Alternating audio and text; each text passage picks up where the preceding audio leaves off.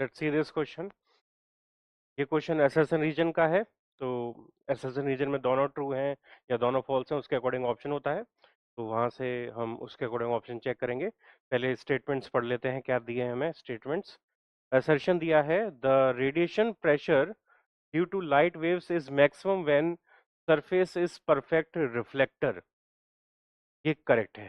ये वैसे ही जैसे इलास्टिक कोलिजन हमने पढ़ा हुआ है। तो अगर किसी बॉल को हम, जैसे एग्जांपल के लिए किसी बॉल को हम दीवार पे मारते हैं और दीवार से ये बॉल सेम स्पीड से अगर वापस आती है तो मैक्सिमम मोमेंटम चेंज होता है। मैक्सिमम मोमेंटम चेंज होता है। अगर ये u स्पीड से गई थी, मास m था, तो 2mu मोमेंटम चेंज होगा। और यहाँ पर मैक्सिमम फोर्स अप्लाई होगा। मैक्सिमम फोर्स होगा तो प्रेशर भी मैक्सिमम होगा। और अगर ये परफेक्टली इनइलास्टिक कोलिजन है, ये परफेक्टली इलास्टिक कोलिजन है, वापस आ गई सेम स्पीड से। अगर परफेक्टली इनइलास्टिक कोलिजन है तो ये बॉल जाके टकरा के फिर रुक जाएगी और नीचे गिर पड़ेगी, या अगर ग्रेविटी नहीं है तो सिर्फ रुक जाएगी।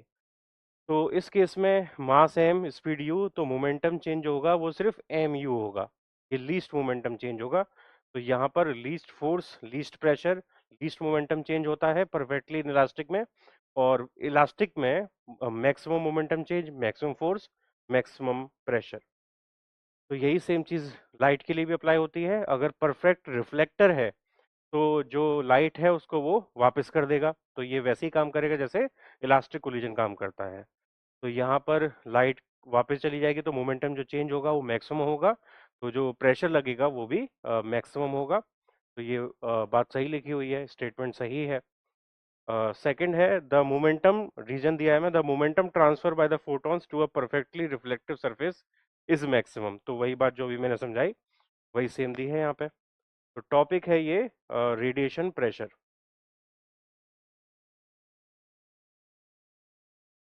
रेडिएशन प्रेशर, जिसमें हम मोमेंटम की भी बात करते हैं, इलेक्ट्रोमैग्नेटिक वेव के मोमेंटम ट्रांसफर की भी बात करते हैं। तो रीजन में मोमेंटम ट्रांसफर बोला है कि फोटॉन्स के द्वारा मैक्सिमम होगा जब रिफ्लेक्टिंग सरफेस है। तो ये मैंने असर्शन में ही बताया, सही है। तो ये रीजन वाली बात भी करेक्ट है और असर्शन वाली बात भी करेक्ट है, और ये आपस में भी कनेक्टेड है। यानी रीजन जो है वो असर्शन को एक्सप्लेन कर रहा है।